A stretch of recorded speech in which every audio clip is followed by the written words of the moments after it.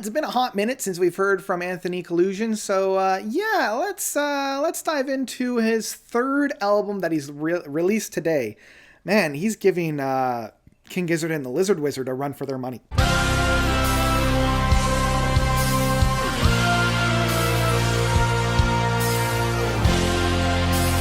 Dragon Island from Karfagen. So Karfagen is the solo side project that's being helmed by Anthony Kalusian. It's kind of like a conglomeration of other individuals as well, but for the most part, I find as though it's one of his kind of like side projects that he really is allowed to kind of dig into. And he's got a lot of people helping him out within the whole ensemble. You know, you've got the bass, the electric and acoustic guitars, drums, vocal works, knob accordion, neon guitars, bassoon, violin, flute, French horn, English horn, alto sax, wheelie lyre. So you've got a lot of different people showing up and helping out Anthony within his work here.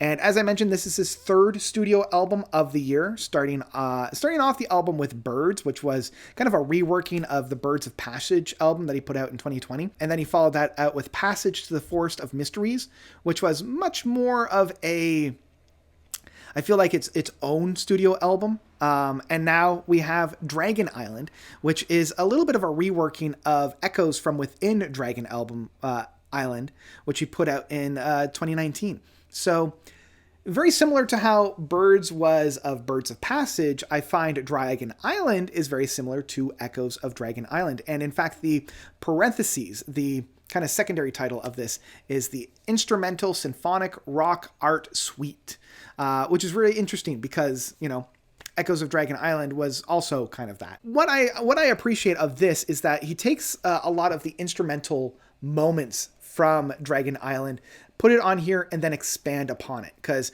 Dragon Island had, I think, 3 movements on there, well within the 17-18 minute mark.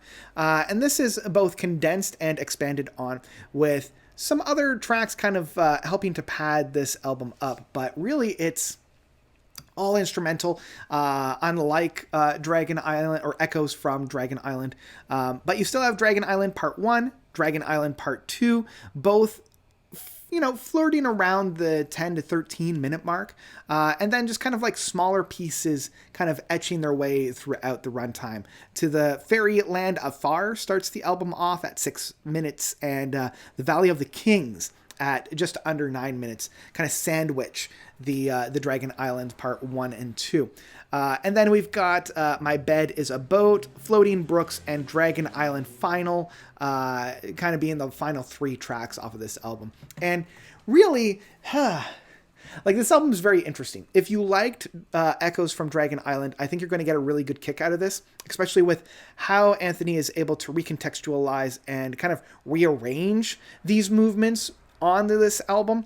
It's changed and altered enough that it is its own living and breathing thing, but it still has all the DNA from that original works. In some cases, I like this album a little bit more because it allows for those instrumental passages to it gives them the space it needs to breathe and to grow and to develop their own styles.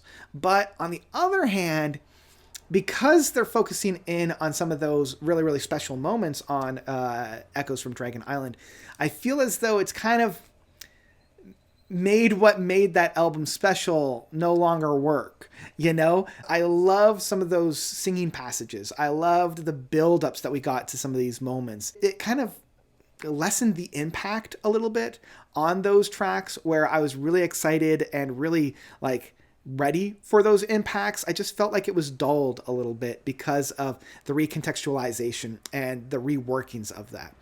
Now, that also being said, the production side of things, you can see how Anthony has grown within these past couple of years. The original album came out, I think, 4 years ago, and you can see how much Anthony has grown just within the production side of things. Everything sounds lush. Everything sounds so much clearer. There's a much more of a dynamic within the mixing style here. But, I mean, at the end of the day, if you've listened to Echoes from Dragon Island, you've kind of heard this album as well. So very similar to how Birds was with Birds of Passage, I'm kind of the same with Dragon Island to Echoes from Dragon Island. It's fine. but I wouldn't necessarily run out to go and listen to this, especially if you have already heard Dragon Island, or I guess Echoes from Dragon Island. If you haven't heard Echoes from Dragon Island, this is a great entry point. This is also a great entry point for Anthony's music overall. So if you haven't heard of anything from Karfagen yet, I think you're going to have a really good time with this.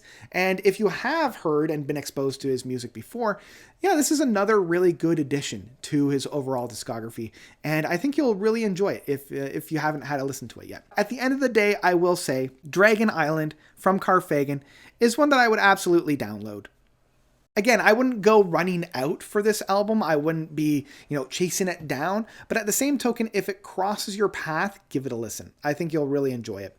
And yeah, that's what I've got for you guys today. That's all I've got. So thank you all so much for watching. I've been having a blast with my classic albums month already. So if you haven't tuned in, every Tuesday and Thursday, I'm putting out a classic album review. So I hope you will enjoy that. But that's what I've got for you guys today.